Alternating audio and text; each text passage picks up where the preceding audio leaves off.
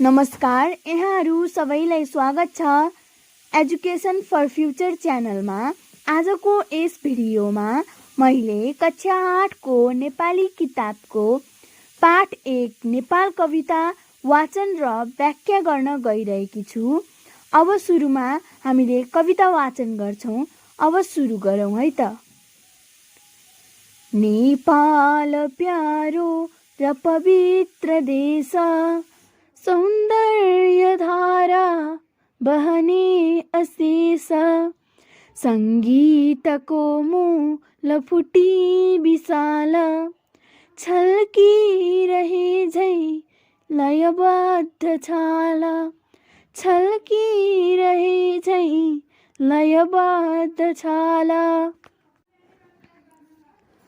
पाना खुला पर्वत पत्र पत्र, छन्बाड झै वृक्षलता विचित्र, खोला चराको ध्वनि गुह्य मन्त्र, नेपाल सिंगै बहुमूल्य तन्त्र, नेपाल सिंगै बहुमूल्य तन्त्र।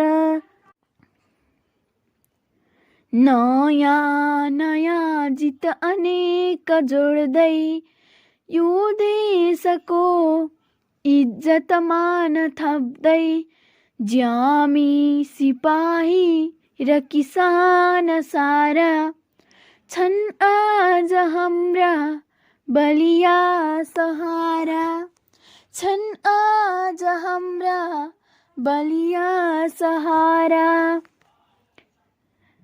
यो देशको सिर्जनको निम्ति पुर्खाहरूको पसिना र रक्त, हाम्रो बहेको छ नसा नसामा, डोर्याउँदै स्वर्ग छुने दिशामा, डोर्याउँदै स्वर्ग छुने दिशामा।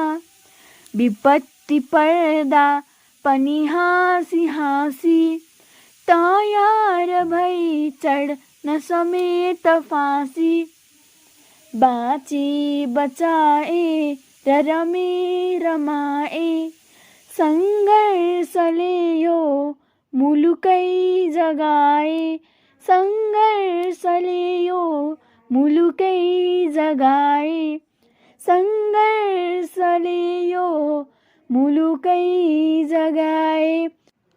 अब मैले यसै कविताको भाव प्रस्तुत गर्न गइरहेकी छु। अब सुरु गरौँ है त। यो कविता उपजाति छन्दमा लेखिएको छ। यस कविताका लेखक युगकवि सिद्धिचरण श्रेष्ठ हुन्। नेपाली साहित्यमा स्वच्छन्दतावादी, प्रकृति प्रेमी तथा प्रगतिवादी कविका रूपमा प्रख्यात सिद्धिचरण श्रेष्ठको जन्म विषम 1969 भएको थियो र उनको मृत्यु विषम 2049 सालमा भएको थियो। उनले आफू बाँचेको समयमा जनताका दुःख र पीडाहरूलाई समावेश गरी कविता लेखेका कारण उनी युगकविका नामले अझ बढी प्रसिद्ध छन्।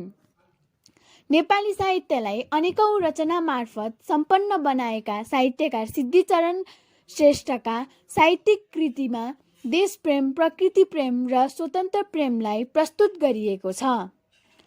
नेपाल कविता उनका उत्कृष्ट कवितामध्येको एक हो। यस कवितामा नेपालको प्राकृतिक सौन्दर्य, नेपालीहरूको विशेषता र पुर्खाको योगदानका बारेमा चित्रण गरिएको छ। नेपाल कवितामा नेपाललाई सुन्दर र पवित्र देशको रूपमा उल्लेख गर्दै यस देशलाई सुन्दर पार्ने अनेक किसिमका वस्तुहरू छन् भनी वर्णन गरिएको छ। वास्तवमा यो देशलाई सुन्दर, पवित्र र पुण्य भूमि भनिन्छ। देवदेवीहरूको बास गरेको यो देशलाई देवभूमिका साथै तपोभूमिका रूपमा पनि चिनिन्छ। यहाँ प्राकृतिक सौन्दर्यका धाराहरू अशेष रूपमा बहेको देख्न सकिन्छ।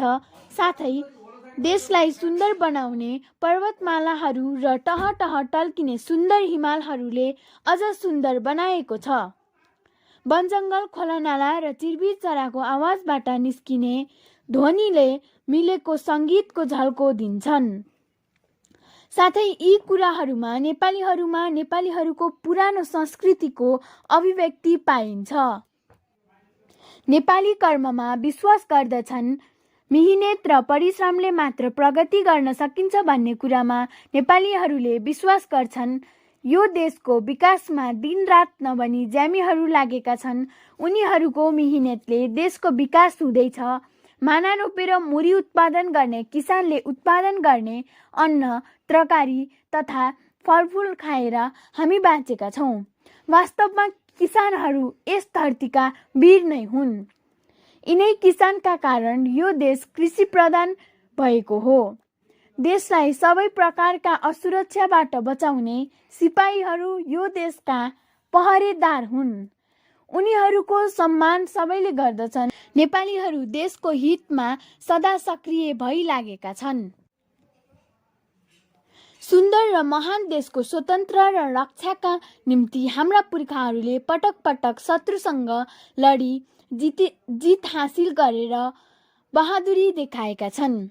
उनीहरूले आफ्नो इज्जत र मान थप्दै अघि बढेका छन्।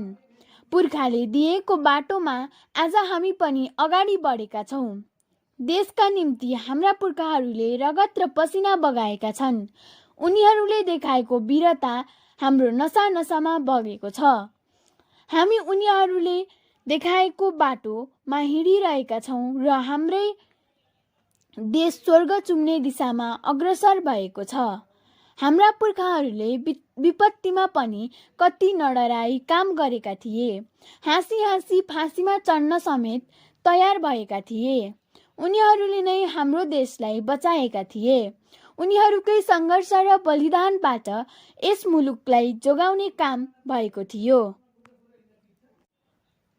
अन्त्यमा उपजाति छन्दमा रचना गरिएको नेपाल कवितामा कविले हाम्रो देशको प्राकृतिक सौन्दर्य, नेपालीको विशेषता र पुर्खाहरूको साहस र बलिदानको गाथा प्रस्तुत गरेका छन्। साथै यो देशको उन्नतिमा एक भई लाग्न कविले सबैलाई अनुरोध पनि गरेका छन् र म पनि हजुरहरू सबैलाई हाम्रो देश विकासमा मिलेर जुटेर एकजुट भएर लागौँ भन्ने अनुरोध राख्दै आज यहाँबाट बिदा हुन्छु र फेरि भेट हुने अर्को एपिसोडमा बाचा गर्दै यहाँबाट बिदा हुन्छु। हस्त धन्यवाद।